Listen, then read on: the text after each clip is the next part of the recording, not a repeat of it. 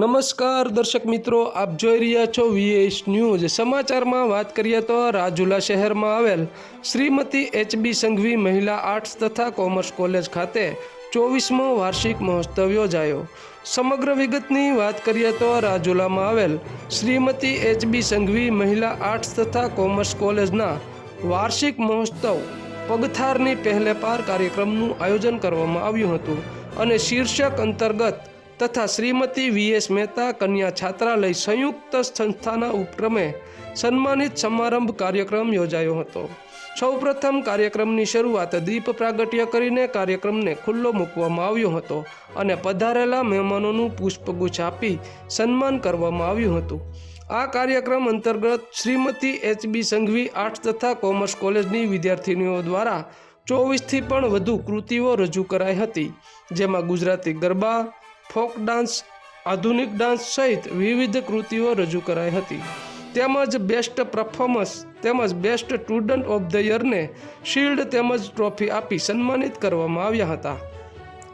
आ तके श्री पवन कुमार चतुर्वेदी, आचार्य श्री शेडी संस्था तेमज धर्मेश भाई खखर, आचार्य श्री GMB पॉलिटेक्निक राजुला, श्री हिरेनबेन ठाकर, आचार्य श्री प्राथमिक शाळा Dhareshwar, Shri Jignesh bhai Upadhyay, CRC coordinator Shri Rajula, Shri JM वाघ साहेब, आचार्य श्री JA संघवी हाईस्कूल राजुला सहित महिला कॉलेजनो स्टाफ उपस्थित रह्यो हतो।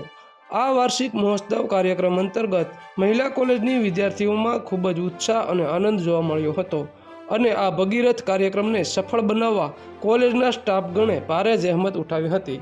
तो आवा अवनवा समाचारो जोवा माटे जोता रहो VS न्यूज राजुला। सिस्टम ने अनुकूल थवुं एना करता बेटर है सिस्टम ने આપણે अनुकूल करी दे।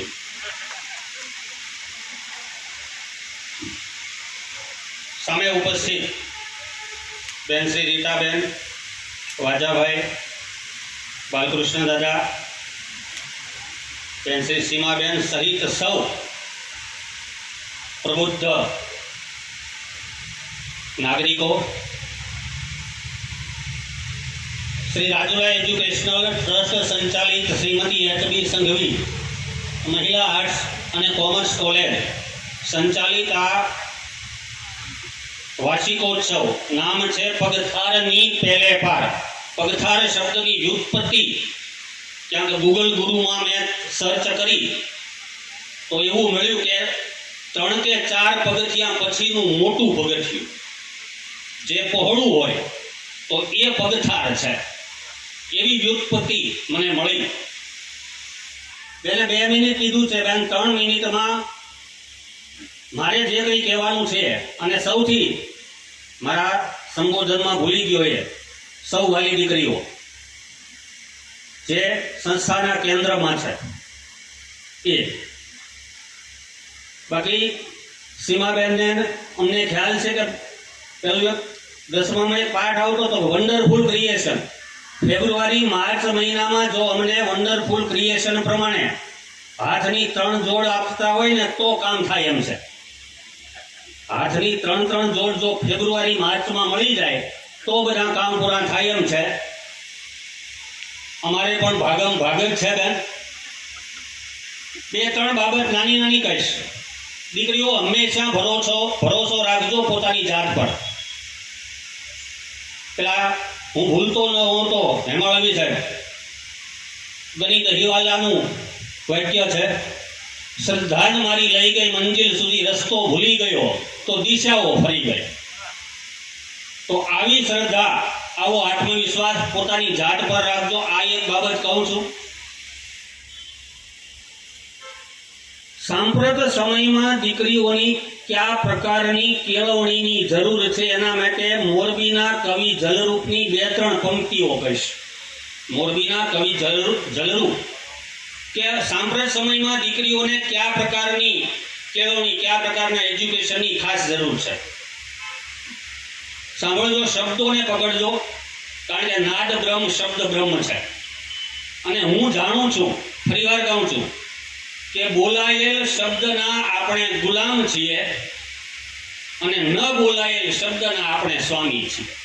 आ हूँ सारी रीते जाणुं छुं। મોરબીના કવિ જલરૂપના વાક્યો: દીકરીને દુર્ગા બનાવો, વાત સીતા દ્રૌપદીની સમજાવો, દીકરીને દુર્ગા બનાવો. ડરીને ક્યાં સુધી ચાલશે, ક્યારેક રોતી રોતી ઘરે આવશે, એક વાત અહીંયાને જણાવો કે દીકરીને દુર્ગા બનાવો.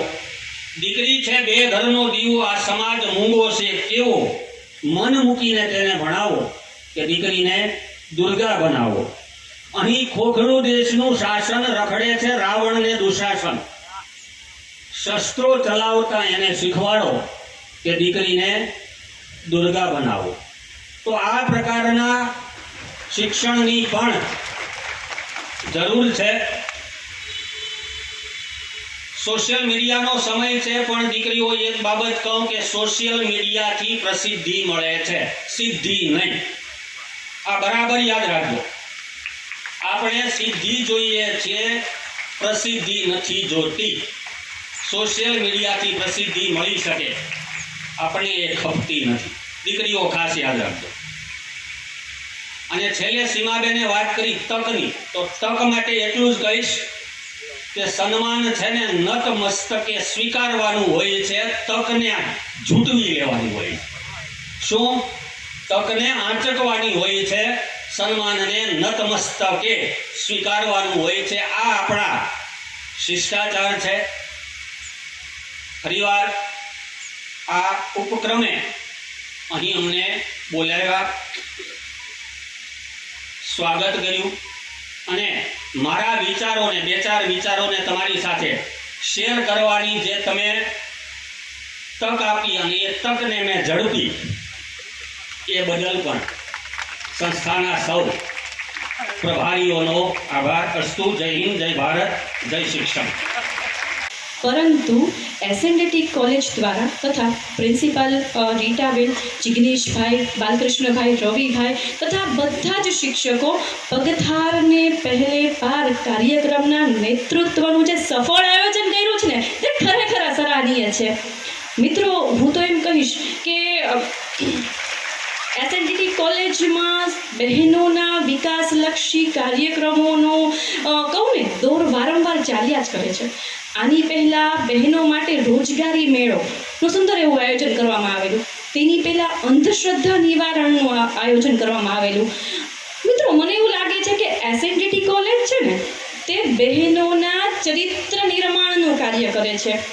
કારણ કે સતત બહેનોનો વિકાસ થતો રહે તેની માટે બધા શિક્ષકો, ટ્રસ્ટીઓ, પ્રિન્સિપાલ, કેમ્પસ ડાયરેક્ટર બધા જ સતત પ્રયત્નશીલ હોય છે. હું તો એમ કહીશ કે આ કોલેજ છે ને તથા એના શિક્ષકો છે ને, તે એક શિલ્પકાર છે. શિલ્પકાર છે ને એ સામાન્ય એવા પથ્થરને પોતાના હથોડાથી ખૂબ માવજતપૂર્વક કંડારીને સુંદર એવી પ્રતિમા નિર્માણ કરે છે. આ શિક્ષકો અને આ કોલેજ છે ને, એ આ પ્રતિમા નિર્માણનું કાર્ય કરે છે. અને એવું કહેવાય છે કે પારસમણી છે ને, પારસમણી વિશે તો તમને બધાને ખબર છે કે બહેનો? પારસમણી એક એવો હીરો છે જેને કોઈ પણ સ્પર્શે ને તો તે સોનામાં પરિવર્તિત થઈ જાય છે. મિત્રો, આ કોલેજ છે ને, તે પણ સોનું છે ને, શિક્ષકો પણ સોનું છે. એમના જ્ઞાનના સ્પર્શમાં જે કોઈ આવે છે ને, તે બધા જ સોનું થઈ ગયા છે એમ સમજો. એટલે તમે અહીંથી બહાર નીકળો ને, આ કોલેજના દરવાજાની અંદરની દુનિયા અને કોલેજના દરવાજાની બહારની દુનિયા બહુ અલગ છે. એટલે તમે લોકો સમજી લો કે તમે અહીંયાથી તે જશો ને તે બધા સોનું થઈ ગયા છો. અહીંયાથી બહાર ગયા પછી આપણે આપણા સોનારૂપી જે જ્ઞાન છે ને એને ઉજાગર કરવાનું છે. તો બસ મારી તમને બધાને એ જ ભલામણ છે કે તમે લોકો આ જ્ઞાનને, સોનારૂપી જ્ઞાનને સતત ઉજાગર કરતા રહો, તેવો મારો અભિનંદન છે. પગથારની મેલે પાર શબ્દ જ એવો ગુણ કે વાત્સલ્યને સાહેબને પણ સર્ચ કરવાની ફરજ પડી ગઈ. પ્રાથમિક, માધ્યમિક અને હાયર સેકન્ડરીના પગથિયા ચડ્યા પછી એક મોટું વિશાળ પગથિયું એટલે કોલેજ કાળ. અને એ વિશાળ પગથિયા પછીની જે ક્ષિતિજ છે, જે ખુલવા જઈ રહી છે, એના ત્રિભેટા ઉપર, એના માઇલસ્ટોન ઉપર આજનો આપણો આ 24મો વાર્ષિકોત્સવ છે એવું માનું છું. વાર્ષિકોત્સવ એટલે સમગ્ર વર્ષ દરમિયાન પરફોર્મન્સ શિક્ષણ સિવાયની શિક્ષણેતર જે પોતાની જે સ્કિલ છે બહાર લાવવાનું આ સ્ટેજનું માધ્યમ એટલે વાર્ષિકોત્સવ. વાર્ષિકોત્સવ એટલે અહીંયા જે અધ્યયન કરાવી રહ્યા છે એવા પ્રોફેસરોની એમ કહેવાય ને કે એમણે આપેલા જ્ઞાનનો એક અવસર રજૂ કરવાનો કાર્યક્રમ એટલે આ વાર્ષિકોત્સવ. અને આ વાર્ષિકોત્સવની આટલી ભવ્ય સફળતા એટલે આ સંસ્થાના સંચાલકશ્રીઓને સમાજમાં ઊંચા મસ્તક કરીને બતાવવાનો એક કાર્યક્રમ એટલે વાર્ષિકોત્સવ. હું ઘણીવાર આ રસ્તા પર નીકળું ત્યારે પ્રથમ આ સંસ્થા આવે, હોસ્ટેલ આવે અને આ હાયર સેકન્ડરીનું કેમ્પસ આવે અને ત્યાર પછી પથ્થરો ઘડતા આ શહેરના એ રોજગારી મેળવતા એ લોકોને હું જોઉં ત્યારે મને આ બધાનો વ્યવસાય એક જ લાગે. કઈ રીતે કે અહીંયા જે ભણવા આવી રહ્યા છે એ પ્રોફેસરો જ્યારે એમના એક એક પાસાનું એમનામાં રહેલી સ્કિલને ઉજાગર કરવાનું એમના પેન, એમના બ્લેકબોર્ડ, એમના ડસ્ટરથી જ્યારે એ તરાશી રહેલા હોય ને ત્યારે મને એવું લાગે કે આવી જ આ પથ્થરમાંથી બનાવેલી જે મૂર્તિઓ અહીંયા જે કારીગરો બનાવી રહેલા છે એવા જ આપણા અધ્યાપકો આને આ બનાવી રહ્યા છે. રાજુલા શહેરના તમામ અગ્રગણ્ય વ્યક્તિઓને મારા નમસ્કાર.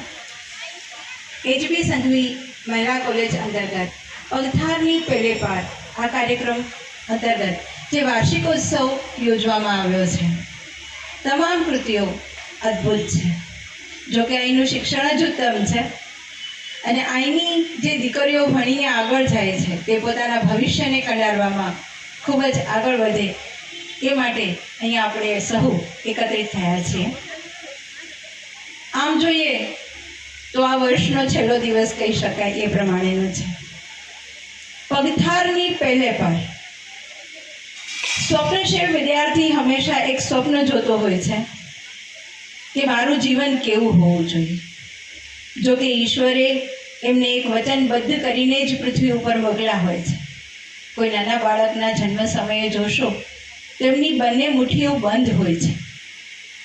આ બંને મુઠ્ઠીઓ ઈશ્વરના આપેલું વરદાન છે કે હે ઈશ્વર, તું સમગ્ર પૃથ્વીમાં દરેક જગ્યાએ પહોંચી ન શકે તો તારા આ કાર્યને આગળ હું ધપાવીશ.